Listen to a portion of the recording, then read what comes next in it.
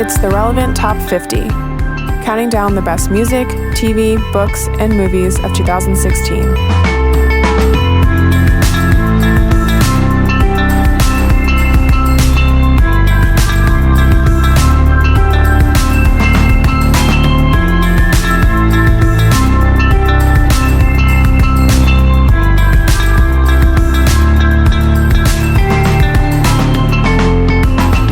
Top 50, our end-of-the-year countdown of the best movies, music, books, TV shows of 2016.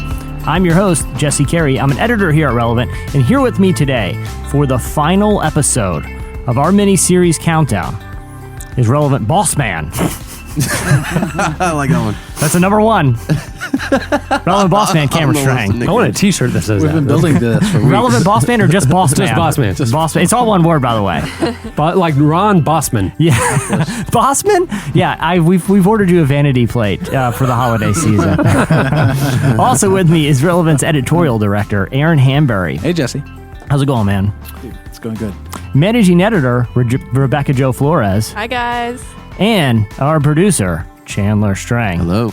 Today's episode is brought to you by Harry's. I'm a big fan of Harry's razors because unlike big razor companies that have a habit of putting out new models and raising their already high prices, Harry's doesn't believe in upcharging, which is why they've made their razors even better, and they're keeping prices exactly the same. It's still just $2 per blade compared to the more than $4 you pay at the drugstore. And by owning their own factory in Germany where they make the blades, Harry's can produce high-quality razors themselves and sell them for half the price. Harry's is so confident in the quality of their blades, they'll send you a free trial set, which comes with, listen to this, Aaron, a razor, a 5-blade cartridge, Boss Man, shaving gel. Rebecca, if you're looking for a present for, man in your life, when you sign up for a free shave plan and just pay shipping. Chandler, you look like you need a good shave. That's good for you because their 5-blade razors now include softer flex hinge for a more comfortable glide, a trimmer for those hard-to-reach places. They've even redone the grip on the blades. This is a great thing at Christmas time. Wow. There's a special offer right now for fans of the show. Just go to harrys.com and enter offer code RELEVANT5. That's relevant and the number 5 at checkout. And you'll get a post-shave balm added to your order absolutely free. What a deal. So thanks for Harry's for sponsoring the show today. As we mentioned at the top of the show, this is the final one. This is the big kahuna of the Relevant Top 50 countdown. This is the boss man of the top 50. We have gone through 40 selections. So if you haven't heard them, you can go back, check those out. But we are down to the top 10 pop culture releases of 2016. Saith us. Mm-hmm. I mean, this isn't like a universal truth. Disagree. This is a subjective. You can adopt it as such. Okay. But Yeah, when I say when it saith us, it becomes a universal truth. Okay, there you go. I would stake a lot on this list. Okay, for the people with short attention spans, do you want to give a sneak preview of number one? Of number one, I will say this. It was been a long time since King of Queens was on the air, and we had been dying for a CBS comeback. I will say this. The number one rhymes with this hypothetical show, Devin can date. All right, well, since we have 10 to go, I'm going to jump right in here. The final 10. Here we go. Hailing from California, local natives capture a sunny atmospheric sound throughout their 2016 release, Sunlit Youth. On the surface, the album is bright, catchy indie pop, but on a deeper level, Sunlit Youth is doing something untraditional. It's building songs from fresh, new sounds, pushing creative boundaries in an album that sounds like nothing else in 2016. Coming in at number 10, Sunlit Youth from Local Natives.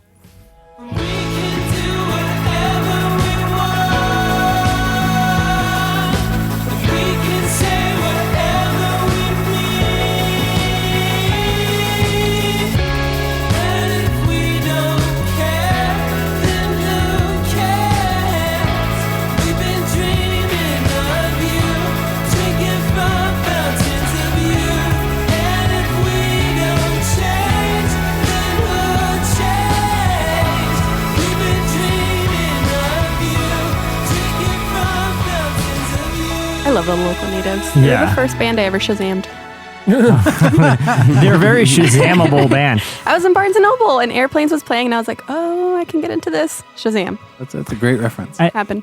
I love the latest album, Sunlit Youth, because like fundamentally Local Natives is like sort of like the constructed like an indie rock band, you know? Like it's, you say constructed. I didn't say deconstructed. Yeah, we need to be careful that this Constructed. week we do not say deconstructed because you're going to have to put $5 in a jar for every reference. In the deconstructed jar. Fundamentally, the band is constructed like a traditional indie rock outfit. But when you listen to Sunlit Youth, you can kind of see that they maybe have laid their foundations when they wrote these songs like they would if they was just guitar, bass, and drums. But there's so many cool sounds and atmospheric moments throughout the album of like, I'm listening to it and it's like the Shazamable thing. If I had a Shazam for like, what is that sound or what is that instrument or how do they do that? Because they're really innovating the whole setup of the rock and roll band.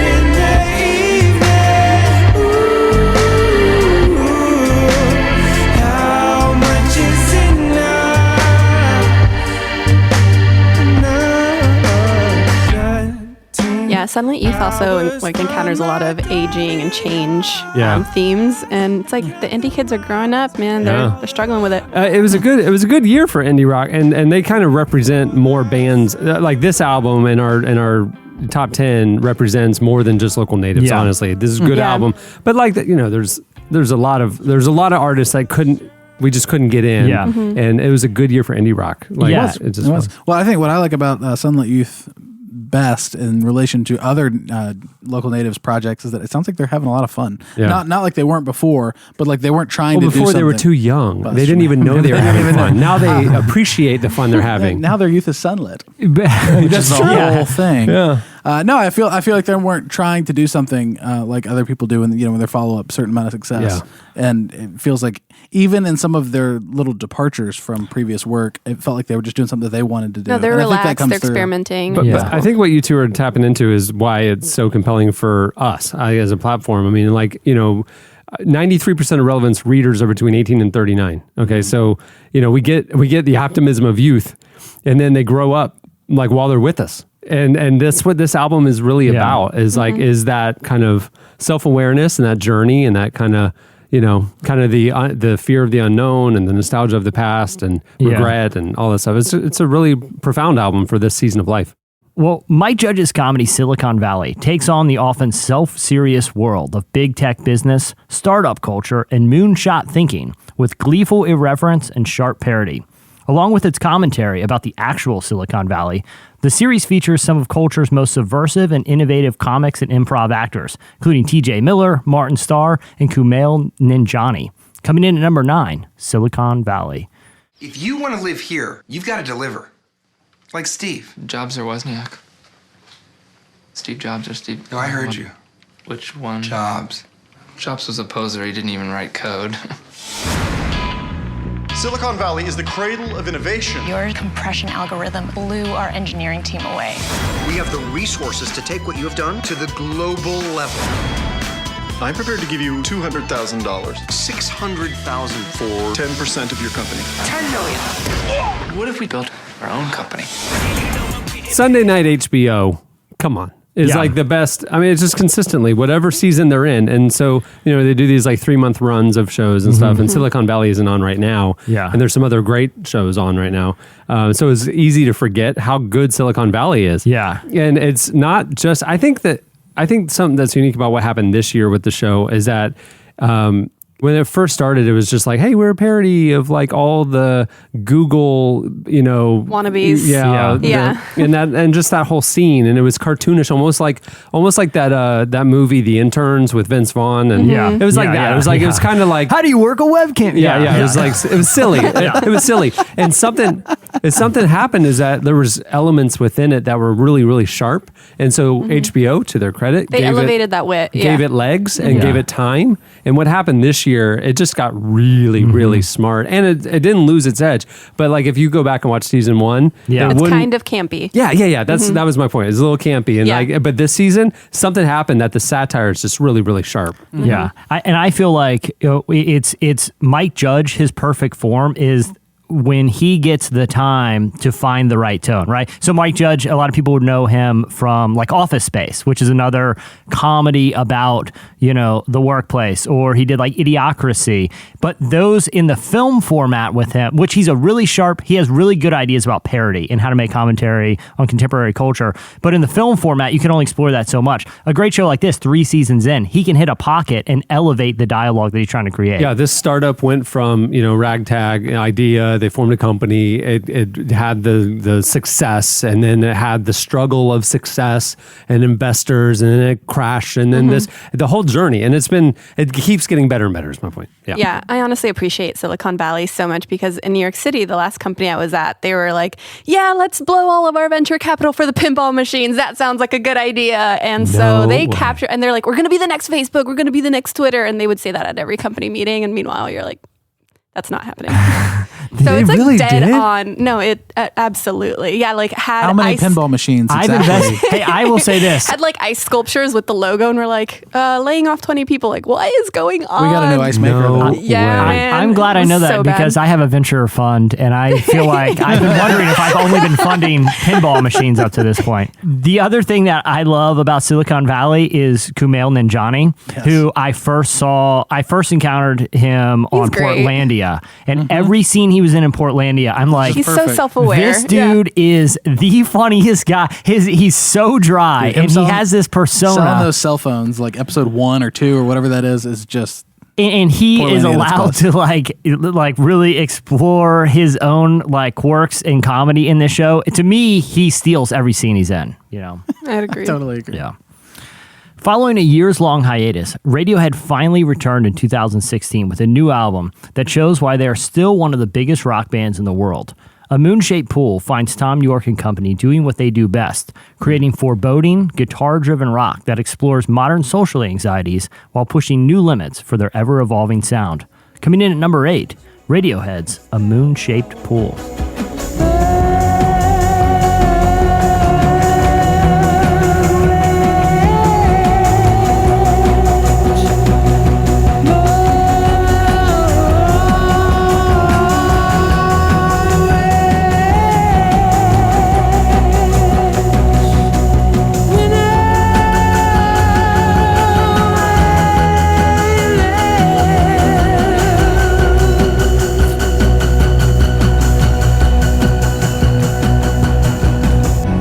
This album, it's hard to plan, especially for like Radiohead, which, they kind of go years without putting out new music. It's hard to plan an album that captures some of the mood like going on in culture right now. But just like that song we just heard, there's a line, this is a low-flying panic attack. This idea, and you can hear it too. Terrifying. That's deep, Jesse. Yeah. But you hear those like droning strings, you kind of hear this like, it really does tap into this mood of kind of anxiety about what the future holds. And the video, like the other thing about this album, and this kind of plays throughout Radiohead's career, is they released a series of music videos with it. A lot of them were done by Paul Thomas Anderson, the filmmaker, who their guitar player, Johnny Greenwood, frequently collaborates with. But in that particular video, there's a scene taken from the original Wicker Man movie where this guy goes into this village and they end up literally killing the messenger and sacrificing him. I think that's an M. Night Shyamalan movie. But here's the twist. it was the Wicker Man. No, my point is like this album was so weirdly timed to capture, I feel like, a lot of what dialogue is happening and puts a mood to it, which is something that's really hard to do. Spooky mood. Yeah. Like this.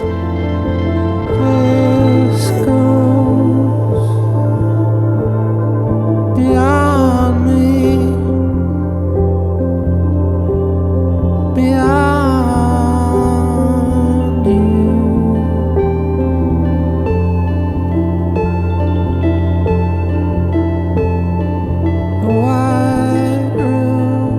would just like to point out, this has nothing to do with how great that album is.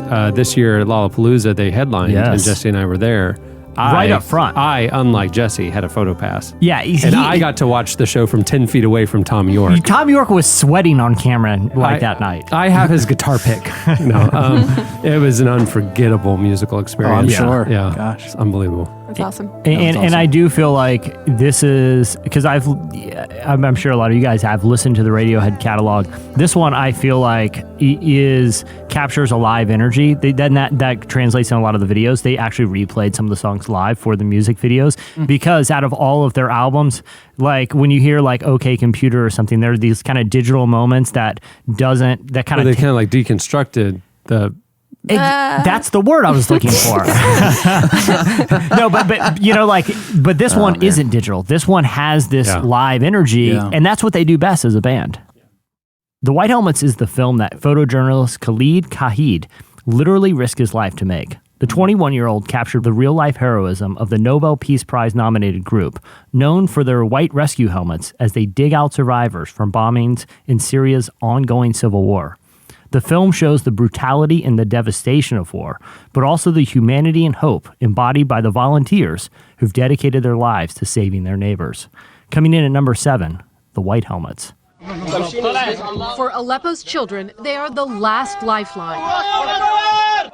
Engineers, shopkeepers, bakers, now experts in search and rescue.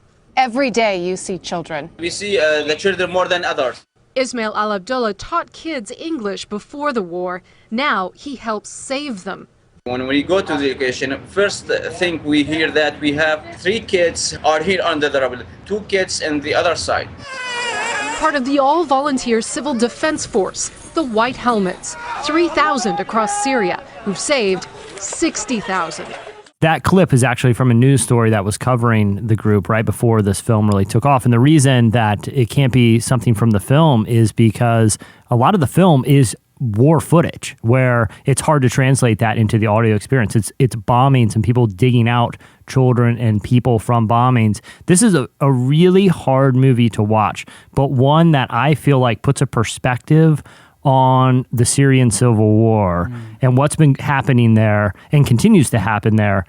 It literally takes you on the front line because it's filmed about people who are there. Yeah, this morning the UN called this situation in Aleppo a complete meltdown of humanity.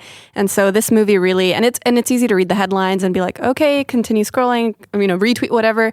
But this movie really takes you into the forefront of what that actually means, that there's 50,000 civilians still trapped, that there's, hundreds of children running around separated from their family members. And it's a really important documentary. Yeah. And the filmmaker's 21. Can we talk about that? That's crazy. It focuses on this group that's known as the White Helmets, and basically they go in after a bombing and risk their own lives. And they're volunteers. Yeah, dozens of them have died doing this. They'll go into a building that's basically collapsing and run in to pull survivors or potential survivors out. This film is right there. There are such tense moments. There's one scene, and it's actually in the trailer if you maybe encounter it on YouTube, where the filmmaker's filming from his balcony, and you see barrel bombs being dropped close, but like maybe a quarter mile away. Wow. And a cloud of dust you see rise, and it just rushes towards the camera and overtakes everything. There are war movies, and then there are actual scenes of war, and it really is jarring, but in a good way, because it shows the humanity that's happening, and it gives perspective to what's going on, what we read about. Well, I think that's an apt description for the whole kind of episode, or the reality of this group, the White Helmets, is because, how starkly depressing is the reality that they're facing in this very odd, hopeful way that there's this group of volunteers who are doing something about it. Yeah, and the White Helmets, they're literally reaching in to save the lost. They're like, people are lost. We're going to go risk our own lives. Yeah. And they're unflinching. They run in. It's wild. I was thinking about that this morning, that, in 10 years from now, when this situation in Syria is resolved and over, hopefully, there's going to be war movies made about this. People are going to pay to watch, Jessica Chastain, go in and tell this story. And here's one. Here's the actual here's the actual story. Yeah, unbelievable. Malibu is Brandon Pak Anderson's second album under the Anderson Pak moniker, but it's where he finds his musical identity as a soulful, genre-defined artist. Jazz, hip-hop, R&B, funk, and pop all converge on Anderson Pak's Malibu, an exploration of big musical ideas, catchy grooves, and a variety of musical styles. Coming in at number 6, Anderson Pak's Malibu. 6 years old, I tried my first pair of Jordans on. Mama, can you carry me? It was late in the fall, I caught a glimpse of my first love. My God, Mama, can you carry me? Knees hit the floor, screams to the Lord. Why they had to take Mama? Mama, carry me to the early morning. Mama, can you carry me to the early morning? Yeah, Mama, can you carry me? Hey, gather round, hustlers, that's if you're still living. And get on down before the judge give the sentence. A few more rounds before the feds come and get you. Is you gon' smile when your date gets issued? You know them feds. This album we came out earlier this year in the spring, and immediately put Anderson .Paak in the conversation with Chance the Rapper and Kendrick. I mean, like, there's a new thing happening in hip hop, and it is like, I think Kendrick started it a couple years ago, and it's this exploration of musicality and like just like the albums open up. It's not like track driven or hit driven or single driven as much as it's like a true album experience.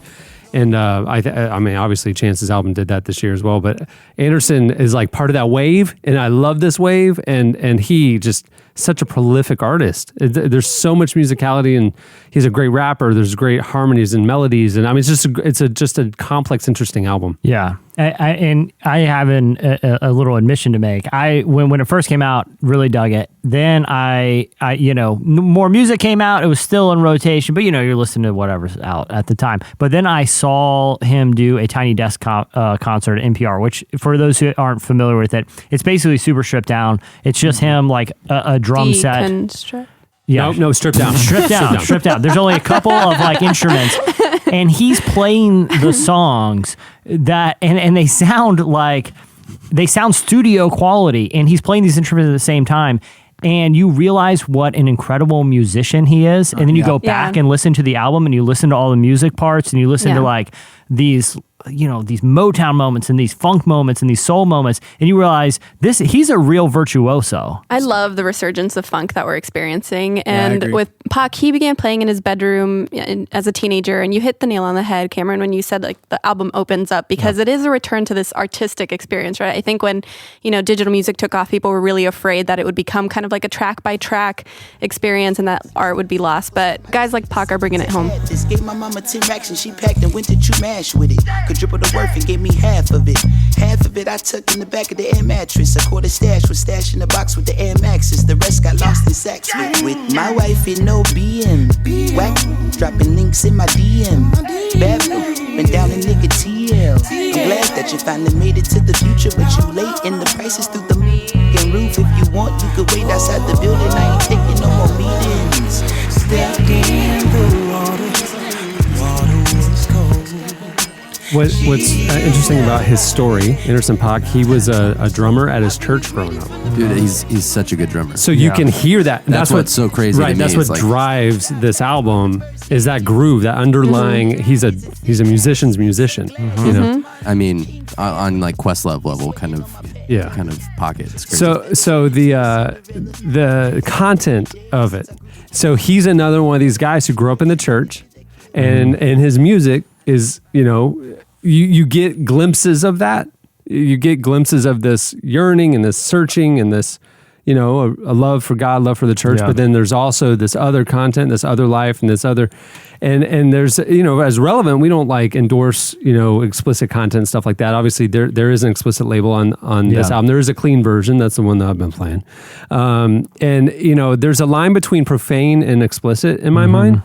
And like 2 years ago, the Kendrick Lamar album, we listed it as our number one album of the year. Was it last year? Yeah. And it was explicit, but there was almost like an intentionality to that and reality to that we felt wasn't profane, and therefore, from a redemptive standpoint, felt like we could stand with or stand behind. I would put that same thing on this album. Like listening to this through the lens of he grew up in the church. You listen to it in a different way than if it was just another rap album. You know what I mean? There's something there's a connectedness to our world and our perspective, our worldview that like he's exploring, and there's a tension and there's a life, kind of thing. There's a pull there that you hear if you listen to it discerningly. And I feel like that tension isn't only just presented thematically in the lyrics, but also musically. He's got one foot in the past and one foot in the future. Yeah. You know what I mean? Like, he isn't just foregoing, like, some of these maybe Motown or gospel or funk influences. He's embracing them, putting a new twist on it, and doing something new. Yeah. So it really is almost like this interesting guy who's walking a line. Yeah. It's not Bruno Mars's 24 karat gold. I mean, it's not like, it's just a funk song. Yeah. And there's nothing else to that. It's a fun funk song. Yeah. Or this is like interesting and complex. Yeah. It's something new. Yeah. Yeah, it is. Yeah. In a year when dry comedy and dark dramas dominated much of the critical discussion, This Is Us decided to do something new. It told real, sentimental stories of humanity, love, parenthood, and purpose. Examining interweaving stories of individual people, each dealing with their own life milestone, the show manages to connect dramatic character development with fast-paced storytelling and interesting twist. Coming in at number 5, This Is Us. Big 3? Big 3! What's our end game? The man has stage 4 stomach cancer. I'm sorry, you're just a litterer. You hulked out on a bunch of fatties. The drinking has to stop because I won't have it in my house. I'm supposed to beg to be the manny again. I don't know what I'm gonna do. Well, I do, and you did it already. What did I ever do those first 2 minutes without you? Our plane is rapidly approaching the boyfriend-girlfend zone. I was not a very good brother to you. No, you were. But you still got time. I wanted to be the man that made you happy. You make me happy. Big 3! Big 3! So I know there's a couple really big This Is Us fans in the room. It's so good. It is so good. It's worth watching the first episode just for the whole discussion. The first episode is one of the best pilots I've ever seen. The first episode had so much hype around it that critics were worried about how it would be able to carry that hype and really unfold the story after kind of giving this huge revelation in the beginning of the series. But they've really been able to do that. And what I love about This Is Us is, I came home for the holidays after moving from New York City, or being in New York City 5 years, and had these conversations with my dad about his childhood and youth that really changed my perspective about him and why he was the way he is. This Is Us captures kind of those connections between family members that really just change your perspective on that character. And to be able to do that in the first season when there's not a lot of backstory and they don't have a lot of margin for character development, so good. It's the Gilmore Girls of 2016. I think it feels more of that parenthood spot. No, I know. Yeah, it's Parenthood, Friday Night Lights. Yeah, Gilmore Girls. Yeah, I actually think there's a little more substance though in This Is Us than some of those previous shows. Maybe like Parenthood? Yeah, I think so. Really? I do. Yeah. Record scratch. I mean, it's like, are y'all like huge Parenthood fans or something? It's a phenomenal show. We got some big Parenthood fans around the desk. Never seen it. But what I do feel like is sort of refreshing is it's not cynical, and that was what was great about Parenthood. The one thing I feel like in the era of like prestige TV, there's like two easy lanes to fall in. One is sort of like the cynical parody that kind of The Office started. CSI. Yeah, exactly. The crime scene stuff, forensic investigation. Let me deconstruct this a bit. Looks like he lost his head. Because he's decapitated. I pulled my sunglasses off. No, what I'm saying is like in Prestige, there was like two kind of veins. One was like the dark, cynical stuff, and the other was like the anti-hero stuff. You had like the Mad Men's, and you had like Breaking Shameless, Bad. Yeah. But because those have like a degree of cynicism where this doesn't. This is like authentic and it's sentimental and explores a lot of relationships. It's like a really good Hallmark movie. It's like just get your Kleenex, get your blankets, cuddle up on the couch. I don't know. Hallmark dim the movies lights. have never made me cry. Yeah, I've never seen one. I've never seen. Yeah, the presentation of even like adoption, I think, is so rich, and This Is Us, which is a refreshing take, I think, on just portraits culturally, but like that it features an interracially adopted in family. And the way they picture that and some of the struggles with the kids have relating to their parents and to their siblings and the way they work through those things, I think is just phenomenal. How often is a show or a movie based around an angsty teen wanting to meet his real family or something like that? Or I mean, you mentioned Hallmark movies or whatever. I laugh with my father-in-law all the time because my mother-in-law watches Hallmark movies about like we can predict what's going to Aaron, happen. you can tell us you watch Hallmark movies. It's actually- fine. My father-in-law watches me, tells me all about them. Anyway, at Christmas time, he gets really emotional and watches these movies, but it's totally his thing. And I just happen to be passing the living room while they're on and sit for 2 hours. I'll admit, it gets you in the holiday spirit a little bit. But we'll see. I've never seen a full one. No, but I think everything's about like you're not my real dad, and I'll go find who it is. And the way this family works through the integration of the family, I think is really great. Colson Whitehead's The Underground Railroad is built on an interesting concept. What if the famed Underground Railroad that helped free slaves throughout the American South was an actual locomotive secretly crisscrossing the nation? Through the eyes of a young escaped slave, the novel explores race, injustice, and the brutal reality of America's dark past. The groundbreaking book drew universal acclaim, even claiming the 2016 National Book Award. Coming in at number 4, The Underground Railroad by Colson Whitehead. About 16 years ago, I thought, what if the Underground Railroad actually was a literal underground network? And I started thinking about some more. Yeah. And then I thought, what if, as our hero travels north, every state he goes through, and he at that point, each different state, North Carolina, South Carolina, was a different state of American possibility. And so each time she gets off on at a station and comes up from the underground, she finds a different alternative America, slightly tweaked, but different sort of state of possibility. This was the most anticipated literary novel of the year. And it's rare, like we do a lot of these year-end lists, it's somewhat rare that there is like universal agreement that this is the most important book. Esquire, NPR, New York Times, like relevant. Relevant. Yeah, but I'm just saying, like, not just one vein of like literary criticism. It's got a lot of praise. Yeah. Well, I almost Aaron read it in a day. It's not possible. I almost wish that skimming it. I almost wish that we could talk about this in like 2 weeks or something after I've like ingested and like processed the book more through, because there's so much there. I will say the things that jump out about it are Whitehead's skill as a writer is just incredible. The subtlety he achieves. I mean, the one line I keep thinking about is he describes Cora's grandmother being beaten at one point by a fellow slave, and throughout the whole little scene, he describes this other slave's hands as big, the man with big hands, and all he says about her being beaten is that the big hands turned into big fists. And then he leaves it there. And I think taking the approach to the novel that can work with that level of literary excellence and be so moving is an achievement in and of itself. And I'll say one of my biggest regrets in reading a lot of the reviews, or disappointments at reading a lot of the reviews, is I fear actually this novel's being co-opted to be something of a commentary for 2016 and 2015, as if it's like the culmination of like, our literary form of Black Lives Matter or those kind of things. And I think actually that sells Whitehead a little short in what he's actually achieved. And I think Esquire actually got it right when they said this will probably be in the canon of great American novels that transcends just a year in which a book comes out. It's tremendously moving. If Colson Whitehead sounds familiar, I realized after Aaron and I were talking about the book, I was like, why do I know the name? He's done a lot of magazine writing, but he's also a writer for Grantland.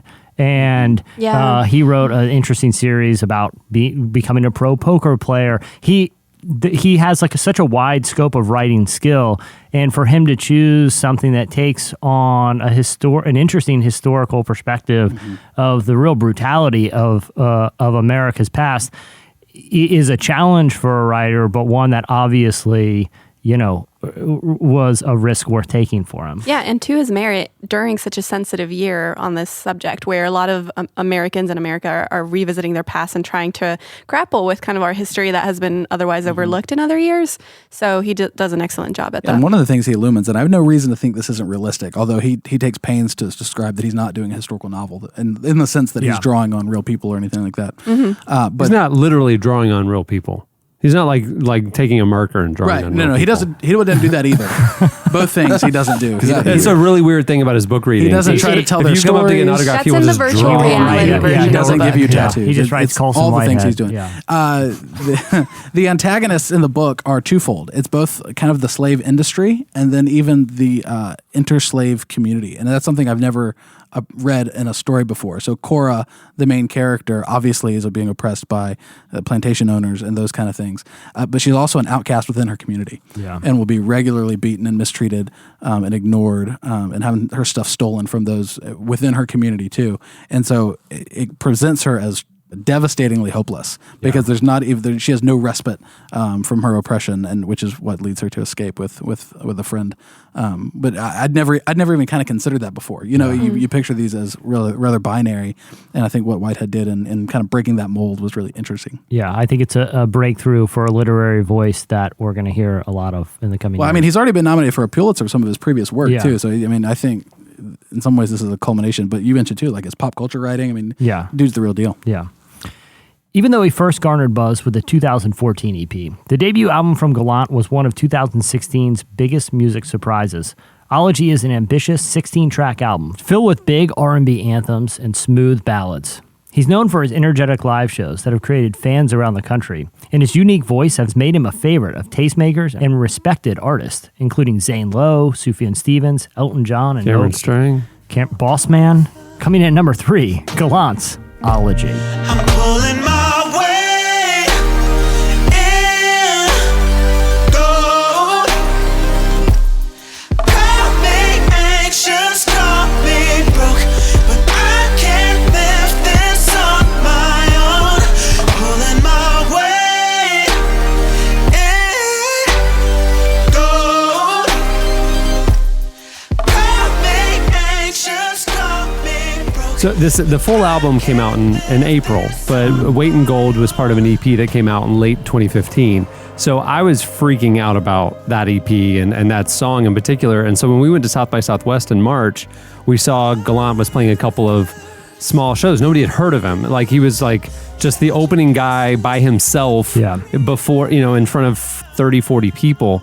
And I'll tell you, just seeing him on those stages, he crushed it. I mean, like his energy, his performance was that of a veteran, a multi-year veteran performer, not a guy just starting out. And then after that, he shared the stage. He went on tour with Sufjan. He shared the stage with Elton John. I mean, like the guy's like ascending in a significant way. But this album, aside from just what Weight in Gold, because it's almost like Weight in Gold set the bar too high. Oh, so like how can you do an album that meets maybe this? the song of the year last year. But honestly, but it really delivers, and it's beautiful, and it flows, and there's ballads, and there's other hits. It's as far as alt R&B goes, I don't know anybody better than Gallant right now. I totally agree. And if you read Relevant Magazine, then you'd hear that I think his approach to music is so interesting too, that he was initially being put into a corner by those who are around him and asking him to do more like love ballad type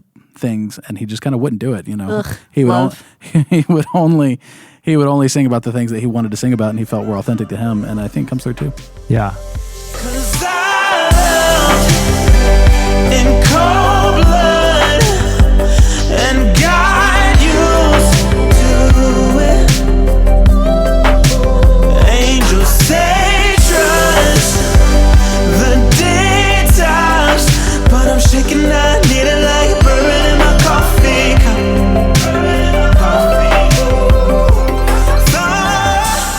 It makes me want to open the sunroof. I like drive down Miami Beach, just like the city, like going by.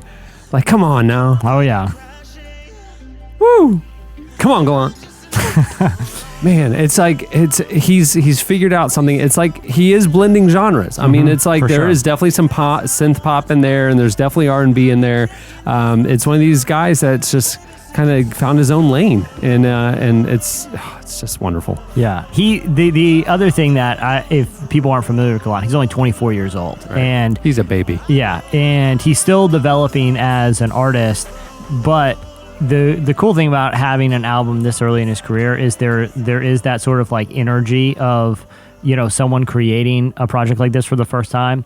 As they grow into their own. Cool. If you get a chance to see his performance on The Tonight Show from earlier this year, he looks genuinely excited to be there, and it translates in this performance where you have someone who is fresh to the music industry, has created an album that he's passionate about, and it translates. And I feel like it translates live, but also in the studio. He was able to capture this energy. There's no fillers. It's a long album, but every song is good, I feel like.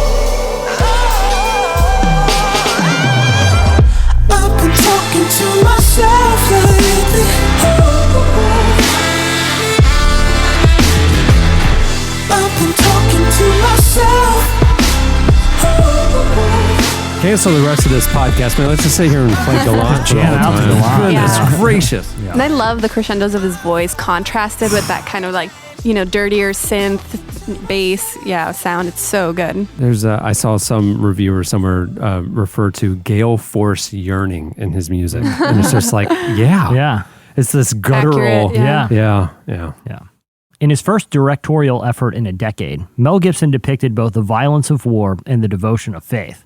Hacksaw Ridge tells the true story of conscientious objector Desmond Dawes, who saved 75 men during a battle in World War II without ever firing a shot.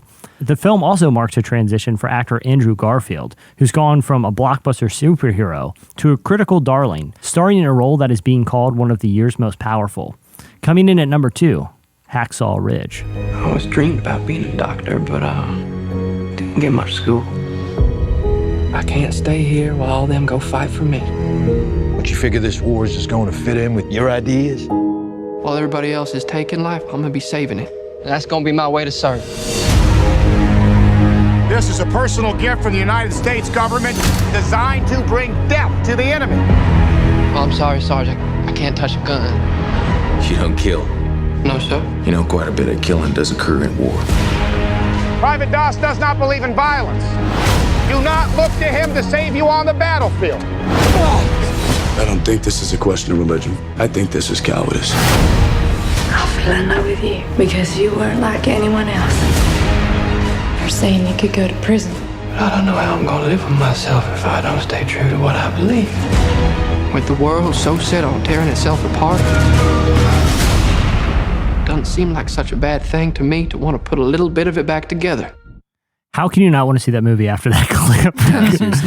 My heart's racing right now, guys. I noticed this week that Golden Globes came out and Hacksaw and Andrew were both nominated. Yeah. Best actor. It's almost like we know what we're talking about. Yeah. I know. Well, of course, this was a big cover story for us. I mean, we sat down with... the current issue of Relevant. The current issue, that's right. Sat down with Andrew and talked through... with Mel Gibson as well. Talked to Mel Gibson, who's the director. And I mean, what they put together, I mean, I was thinking, listen to the trailer, you hear that one little clip of Hugo Weaving, who plays Andrew Garfield's father in the movie, and massively affecting scenes in the film. Oh, I thought you were saying Hugo Weaving. You could hear him in the corner weaving. It's a boring scene. It really should have been edited out. There's about 10 minutes. You have to commit to it. Just weaving. Narrative to the plot. Yeah. It's fine. Yeah. But you could hear it one of the briefly in the just had to trailer. be in Deleted there. scene. We saw a director's cut. Did I see the director's cut? Is that where the Hugo Weaving? Who is Hugo? No, Hugo Weaving also delivers a great performance. Andrew Garfield, I think, is truly unbelievable in the role. And the film is so pertinent with what I mean, as a war film, it's super brutal. I mean, it's Tarantino. Well, but it's not Tarantino. It's Mel Gibson, which is also brutal. I mean, Braveheart and other things. I mean, so I mean, if you think Passion of the Christ and then crank it up a little bit, I mean, you've got basically what you're dealing with in Hacksaw Ridge. I feel like what makes it particularly interesting to us, because any given year, there's like really powerful war movies. I mean, it's just a staple of what Hollywood puts out. But there are few that use faith and religious conviction as a counterpoint, right? So most war movies are told through the eyes of someone who embraces violence as a necessary means to enact heroism. Like that is the formula. It is heroic, yeah. Yeah, that is heroic. Yeah, exactly. Like in effect, it takes a good person doing something bad for the greater good. That's the formula. This movie and why it ends up so high on our list is because it's notable because it goes against the message of war, not just the message of beat the bad guys. This is about a person who is using his faith as a reason to go to war, but without fighting. And the whole ends up, the real story of Desmond Dawes is ultimately about this thing. When the rubber meets the road, how far are you willing to take your religious convictions? And not only are you willing, in his case, to possibly go to jail for them, but are you willing to die for them? That's the question this movie is concerned about. And that's why I feel like it's elevated beyond a war movie and deserves number 2 on our list. Oh, absolutely. One of the things I love about what Mel Gibson did with that exact issue you're talking about, Jesse, is that he doesn't, though, turn Doss into necessarily like an anti-violence activist in the film.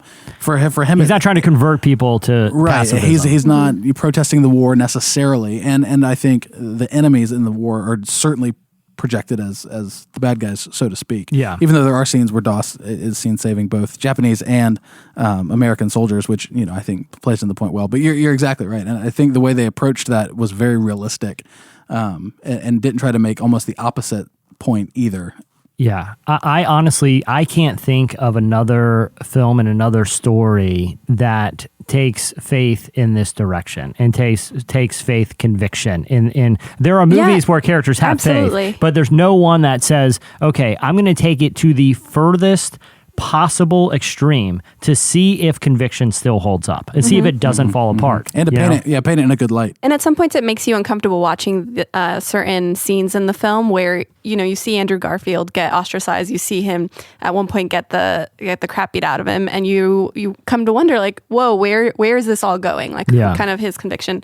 And it tells the story excellently. I thought the metaphor of that scarf Hugo was weaving at the end, that last scene was finally really came together. powerful. And if you hadn't sat through all 5 minutes of Hugo weaving, that's a complete sentence. Yeah. Hugo, it just says the script. Right. There's 2 pages in the script that says Hugo But weaving. it was like almost Schindler's List. That one moment, that last scene with that scarf. Oh, it all came together. Yeah, I he got it back in the mail for his father. It was what was in the FedEx package the whole time. Was that Hugo's scarf weaving. Hugo was weaving.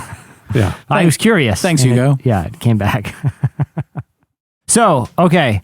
I was going to just jump right into this, but I told everyone at the table, that's not a good idea. We need to build this up. Okay, so there has been 49 other things that we've talked about. We're like, this is like 6 hours in right now, and it's all been building to this single moment. This is it. Yeah. This is We've us. had a lot This of is stuff. it. This has been a good year. It's been a troubling year in many ways. Yeah. Sad year. People are ready to shed this year. Yeah. But as far as music goes and pop culture goes, the art that was created in this year has been significant. Yeah. Like we've been doing Relevant for 16 years now and have been covering, books and movies and TV, but a lot of music. And I can point to years and eras where there just wasn't a lot coming out that was substantive or artistically compelling. And this year, it has been fun. Yeah. And the great thing about great art is it endures. A lot of people are going to look back. It's like the gospel. Yeah. Well, there's this element to, history will remember things and will forget things, but great art endures no matter what. Right. You can look at things that a culture created, and that's a true reflection of an element of that culture that is trying to say things and is trying to create messages that is going to be what people remember. And I'm really grateful that, we did get to talk about a lot of cool stuff. It was a good year. In TV, we're talking, we're at the peak TV right now. We've got a movie that is widely recognized as, one of the best movies of the year, if not the best, our best movie. And it's probably going to win an Oscar at some capacity with faith at the forefront. We have books that are tackling race and America's history in interesting ways. And we have artists that are comfortably living in attention and willing to express it in ways that we haven't here in years past. 2016, I think, was a great year for pop culture. And now, our number 1 relevant top 50. Well, 2016, it's safe to say, was the year that Chance the Rapper helped change music. The Chicago hip-hop artist's Coloring Book was an independently released mixtape and became the first digital-only album to be nominated for a Grammy. In this case, 7, including Best Rap Album. Throughout the collection of songs, Chance openly discusses life and justice. It even covers a version of Chris Tomlin's How Great Is Our God. It contains collaborations with the likes of Kanye West, Justin Bieber, Francis and the Lights, Future, and others. Coming in at number 1, Chance the Rapper's Coloring Book. It seems like blessings keep falling in my lap. It seems like blessings keep falling in my lap. I don't make songs for free, I make them for freedom. Don't believe in kings, believe in the kingdom. Chisel me into stone, prayer whistle me into song air. Dying laughing with Krillin saying something about blonde hair.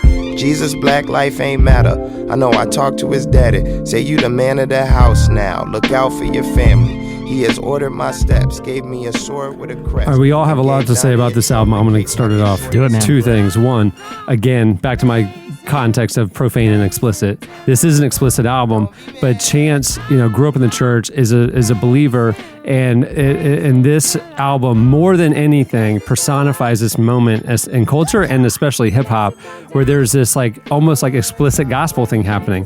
Kanye called his album a gospel album. It wasn't in style; it was more in content. Where he thought it was a metaphor that kind of paralleled the gospel, is kind of thematically what he was talking about. Chance's album is a gospel album, not only in content but also in musicality and music influence. And I think when he dips into the other aspects of life and the lyrics do dip into the explicit and things like that, he's talking about this the reality that he knows with a transparency and a vulnerability and an honesty that I think is intriguing. He talks about his faith honestly, he wrestles with it honestly, and he talks about other aspects of life honestly. And again, we don't condone profanity, but the content of this album and the artistic merits of this album and what it represents in the conversation and the culture, I think is a significant thing. Yeah. He talks about when he was recording this album, he moved out to LA for a few months and rented a house up in the hills. And every morning at 6 a.m., because he was still on Chicago time, he would wake up. He's a morning person, apparently. He would wake up and he would go walk around the neighborhood, but he would open every window in this, luxury home that he was renting, and he would blast Kirk Franklin for 2 hours. Every morning, that's how he starts his day, as he listens to Kirk Franklin, Fred Hammond, Byron Gates, and several others that he loves, and he would just blast gospel music throughout the neighborhood and set the tone, and then spend the rest of the day recording and stuff like that. You can absolutely hear that influence throughout this album. Yeah, and Chance himself has said he's not trying to make the new gospel, but he's like, I'm a Christian man. This is part of my life, and I honestly think that's what's awesome about it, is that he's not afraid to live in that margin where it's like, I don't have everything figured out, but I'm going to make music that I identify with. What I think is interesting about what he is doing, and what he, Cameron, I think you used the right word there. He personifies something that's happening right now. The album stands alone. Don't get me wrong. It's a great album to listen to. But it's also bigger than this album. Yeah, exactly. It's also a microcosm of this cultural moment. When we look back at 2016, we will remember what happened this year in hip hop, faith, and the conversation shifting. And Chance's album is the best representation of that. Yeah, and like what you said, Cameron, about the art that has come out this year, I think that Chance has really brought that all together in a message of hope. Yeah, hope is kind of what has been the hallmark. It's messy. It's a messy reality, but there's hope in Christ. Yes, and that comes through on this album. And also, I feel like the other culturally significant thing is, for a long time there has been this wall between, especially in the music industry, and for a lot of reasons that you could deconstruct if you wanted, but there was this wall between Christian art. I like to strip it down. Yeah, strip it down a little. Between Christian art that was marketed towards Christian, it had a certain message, and the people that made it felt this pressure to not ask questions and to not say things in public that they may say to you in private. Yeah. And then there was stuff that wasn't Christian, and there was no in between. You were either this perfect Christian with perfect Christian messages. You lived in a Christian bubble, or you lived out in the world. That's it. But someone like Chance, which is, he's part of a bigger movement and is having the most recognized album from it for a good reason, is comfortable of saying, look, I might not have all the answers and might not have say all the perfect things or do all the perfect things, but that doesn't exempt me from wanting to, create expressions of faith and a belief in something bigger than me. Chance is from Chicago, and because that goes back with Kanye West, and Kanye West's album this year came out and had some gospel moments. Now it's got profane moments as well. Chance was in the studio a lot with Kanye for that, and talked about it on Beats One on Apple. If you listen to the Relevant podcast, I listen to it all the time. Zane Lowe, one of their main DJs, had a very long, in-depth, hour-long plus interview with Chance. Chance talked about being in the studio with Kanye, and again, that thing of every morning he's kind of absorbed in gospel and things like that. Chance was bringing that into the studio while they were making Kanye's album. Yeah. And he said that it led to so many faith conversations between him and Kanye while Kanye was making his album this year. And you see evidence of that pop up all over Kanye's album. That's Chance the Rapper's influence on Kanye, which is really interesting. The other thing is on that interview, Zayn and Chance talked about Chance's own faith and how it showed up on this album. And here's part of that interview from Beats One. What's interesting to me is if you think about artists, you think about musicians in general, religion has always played a very strong part in people's lives, and there's no mystery that faith in music and faith in God go hand in hand a lot of times. I can think of a lot of artists who are very religious, but they shroud it, they guard it. They guard it probably privately for themselves because they feel it should be a personal experience, and I'm sure that's the case in rap too. I'm positive of it. The devotion is on display on this record. Yeah. That's really unique if you think about it. You're not hiding anything. It's a very, very open, you really are serving the purpose here. Yeah. I mean, since I think all of this music kind of came from me moving to Los Angeles as a catalyst. I moved out here at the beginning of 2014. And stayed here only for about 4 or 5 months. But in that time, I felt like I was kind of losing my God a little bit, And that was the time that I started making a lot of this music 2 years ago, and it kind of carried through and led me to understand and know that my next project was going to be, founded in God and founded in my faith. But I never really set out to make anything that could pretend to be new gospel or pretend to be the gospel. It's just, I think, music from me as a Christian man, because I think before I was making music as a Christian child. It's worth noting that he played by his own rules, not just stylistically and content-wise. He released this album as he's rethinking what an album even is in this sense. It wasn't ever released in physical form. He calls it a mixtape, but it's also in a weird way, a microcosm for a shift that's happening in the music industry, which is artists rethinking how they're releasing music and, what the business model is. And he, embraced it. Didn't it just become the first Grammy-nominated album not to have a physical release? Yeah, and it has 7 Grammy nominations, this album. It's a significant album. And that was the first they've ever done a non-physical? Yeah, well, they changed the rules before this year's Grammys, and this is the first time a digital-only album showed up. Well, you know what I like about it, though, is that I feel like it doesn't lose its album qualities in terms of the listening experience. Even though he billed it as a mixtape, which usually mixtapes are a little bit more loose, they're not as quite honed in. An EP with a few more songs. Yeah. Here's all we got. Man, my daughter couldn't have a better mother. If she ever find another, he better love her. Man, I swear my life is perfect. I can merge it. If I die, I'll probably cry in my own service. It was a dream. You cannot mess with the beam. This is like this many rings. Y'all know what I mean. This for the kids of the king of all kings. This is the holiest thing. This is the beat that played under the word. This is the sheep that ain't like what it heard. This is officially first. This is the third. This is the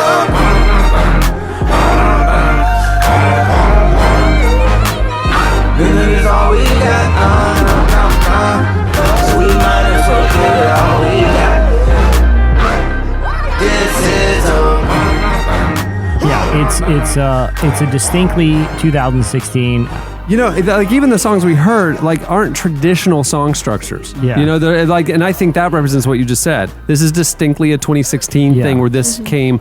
Yeah, of course, you had your Bon Ivers and your James Blakes and others earlier. Yeah. That kind of paved the way a little bit of that asymmetrical approach to music.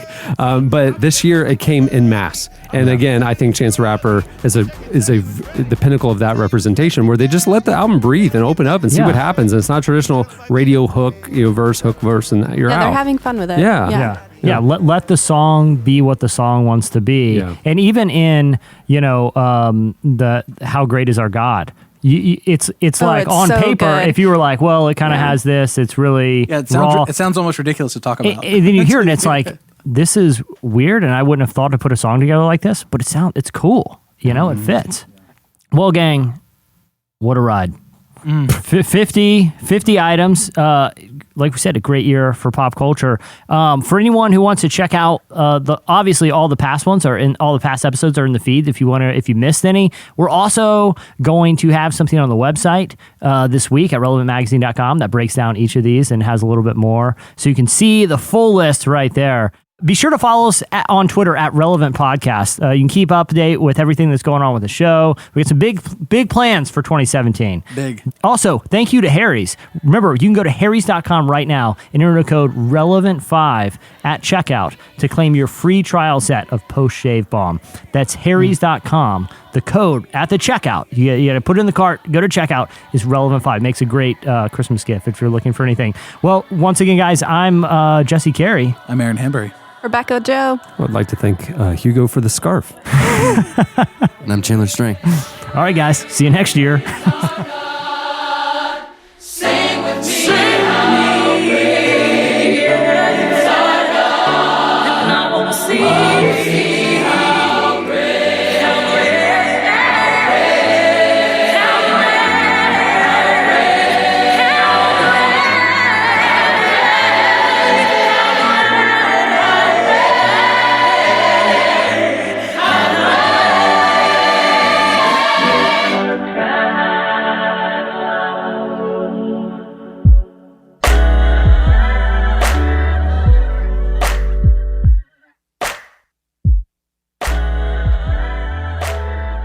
The first is that God is better than the world's best thing.